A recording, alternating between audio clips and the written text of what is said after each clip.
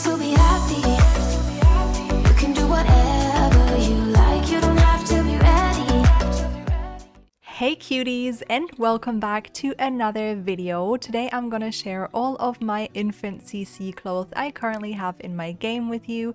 As always, you can find links to everything in the description down below, and I'll also make sure to link you to a playlist right now full of my previous CC showcase videos. There's not just stuff for infants but also toddlers, kids, adult sims, both male and female.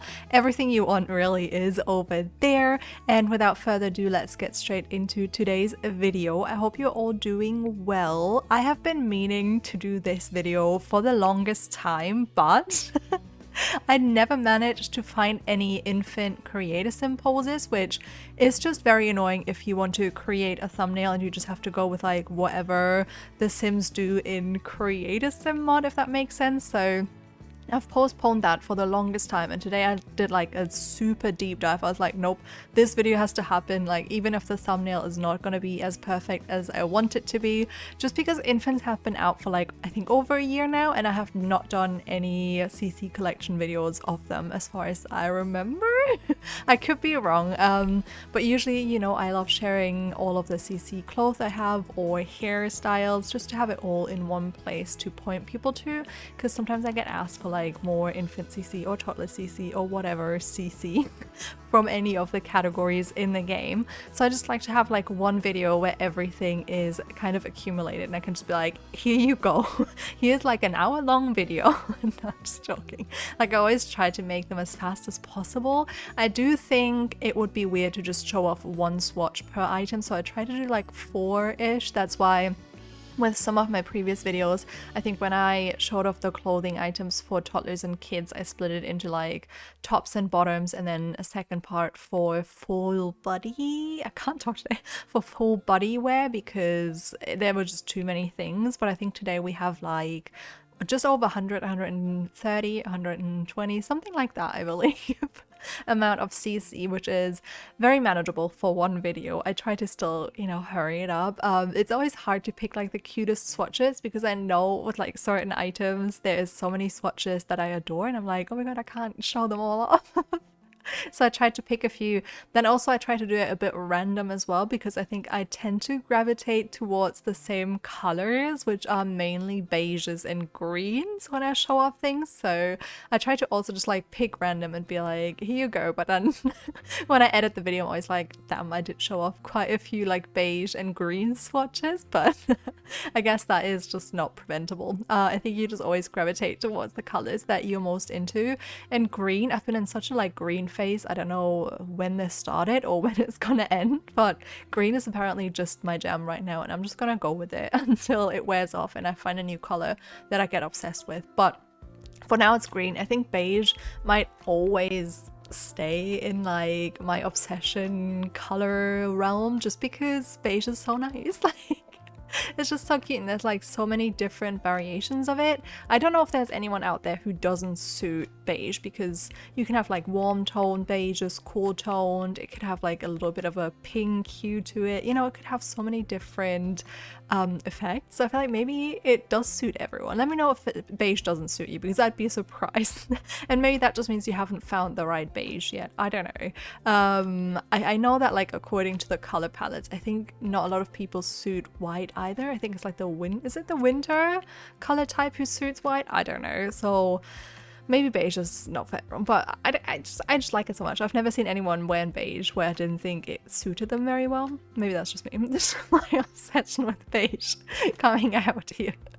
I've also been watching so much Netflix this week, because I started my first, like knitting my first pair of socks, which has been such a wild ride, because it was not just my first pair of socks, but also the first thing I ever knit with like multiple colors, which I was extremely nervous about. If you're not a knitter, there's just like certain techniques for knitting with different colors, and it was a lot of information. I was like sitting here watching a billion videos, and I was like, I don't know what I'm gonna do because there's just so many things. And then like Even if you watch a video on how to like hold the yarn and how to manage it, then let's say I'm knitting a sock where first you use green, then you use pink, and then like a few rows in you use green again. I was like, okay, what do I do with the green yarn until I use it again, you know? Stuff like that. It's just very hard to figure all of those things out. So I was like, you know what, let me just start. I sometimes struggle to just like dive into projects before knowing everything, because when I'm interested in something or like hooked by something, want to do something, craft something, whatever, I want it to be perfect. And yeah, that's why like I struggle to just dive in without knowing anything, or just knowing the basics and then being like, well, I guess I'll figure out how it works along the way, which I think I do most of the time, because a lot of times I make issues up in my head that don't actually happen whilst you make the project or knit or whatever it is. So you know, panic too much and stall way too hard for the project. I should have just like dove in. Is dove in the right word? Who knows? Dove in before and just winged it. Maybe that's like my goal for myself, to just wing things a little bit more often. But to be fair, when I'm not interested in something, I wing things way too hard. So maybe this is just like the balance that everyone needs in their life. Just because so many things I just kind of do half-assed, that maybe my knits are like the one thing where I'm like, nope. This has to be perfect. But yeah, I was like very obsessed with that. I did not enough uni this week, not enough work. I did not enough anything, to be honest. I haven't even been food shopping. I've just been living off of things I still had at home this week, because I was just so focused on this sock.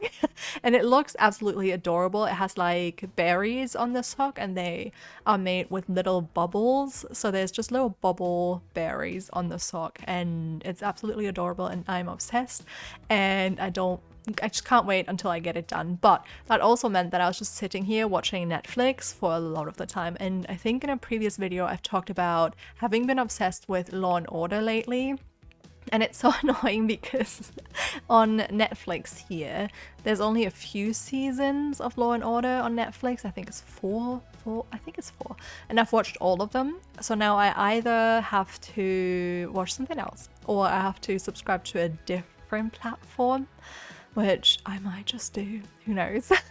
But kind of like as soon as I finished Law and Order, I was like, what now? Like, it's just like that bad feeling of like, okay, I've had something to watch every single time that was like hooking enough that I wanted to watch it, but not thrilling enough that I stopped knitting. I was just watching the show, if you get what I mean. You need like a good middle ground when you're also doing something on the side. So that was just that show. It was perfect. Like you had to pay attention like half the time. Sometimes it got intense and I would like stop knitting and watch for a second, but most of the time it's just a very simple watching, and I like that. And now I have nothing.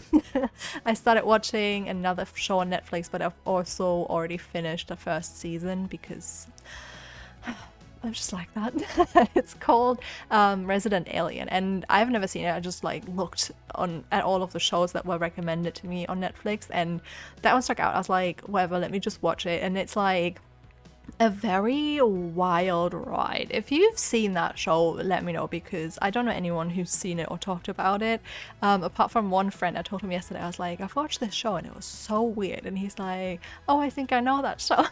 And apparently there's more than one season, which I didn't realize because there was just one season on Netflix, and I was like, I guess that's it. But I think there's 3, so I could potentially watch 2 more if I find them anywhere else. But that show is just such a wild ride. Like the humor in it just hits the spot for me, because it is very silly, and I feel like a lot of times with humor I can kind of see patterns, and like it can be a bit predictable for me in shows how humor works. But that show is just, it's just unhinged. Like completely unhinged. The humor just, like, I don't know, throws you off guard. Like I never expect what happens, and I think just because of that I find it so funny. Like I usually don't giggle much or laugh much when I watch TV shows by myself. I just kind of consume them and I'm like, okay, even if it's funny I'm just like, okay. But that show just actually made me laugh whilst just sitting here by myself, and I was just giggling along because things just took me off guard. I was like, oh, what is this? It's also a bit dark, so I'll definitely read trigger warnings, because it's not, the thing is, like, all the dark parts are kind of in a silly setting, I would say, because it gets really dark at times, and I was like, whoa, that's unexpected, because the show starts off so like kind of just goofy and I didn't expect all of that. But it is just about this alien who crashed on planet Earth and then has to disguise as a human, and it's just some of the things he does just like throws me out. It's just so funny. I think he like, this is not really a spoiler, he meets this like cowboy in the is it desert, whatever. He just meets this cowboy with no one around, and then he he says how before he had human emotions, he wasn't scared of things like making bold fashion statements. Choices, that's the word I was looking for.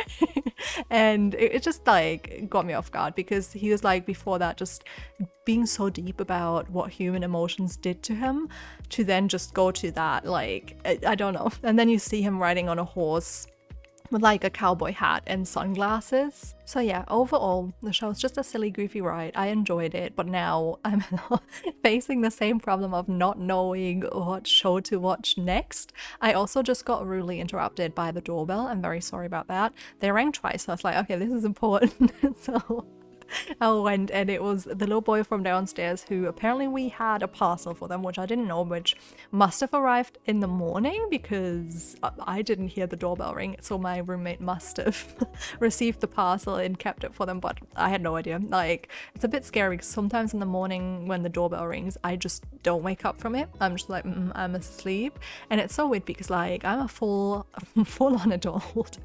But when the doorbell rings, I always get a little nervous, and then it doesn't help because one of my cats also gets extremely nervous when the doorbell rings. So we're both just a nervous mess. I also don't know where that comes from. Like, nothing bad has ever happened after the doorbell rang, but for some reason my mind's just wired to, oh my god, who is this? Why does someone try to get in? And it's the worst when like they ring once, and let's say I'm in the bathroom and I'm like, I'm not expecting anything, so I'm not going to open the door because no, like I'm washing my hair and it's wet or whatever. Or I'm still in bed and I'm like, nope, I'm not going to get up for this. I'm not expecting anything. You know, they can ring someone else if they need to get in. And then when it rings again, I'm always like, oh shoot, who is this trying to get into my house? It just feels so invasive when someone rings. And it's so funny because sometimes like delivery people have the most aggressive way of ringing a doorbell, which I don't understand why they have to do that. Like, just ring it nice once, but they're just like it's like super long, and they freak the cats out. They freak me out just for a parcel. I'm like, I was gonna get to the door anyways, you know. If I'm here, I'm gonna get to the door with one ring. You don't have to be an absolute maniac ringing my doorbell 5 times.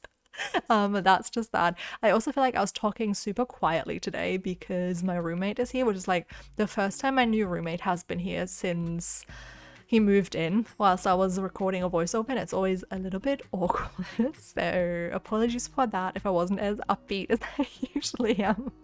I'm just a little awkward right now. Okay, we just had to get it done for you to get this video today because I didn't want to postpone it any longer. It has already been a week since last video. Okay, this had to come up today. But anyways, with that said, I hope you enjoyed the video, and if you did, please don't forget to leave a like, comment and subscribe if you have not already, and I will see you all next time. Bye!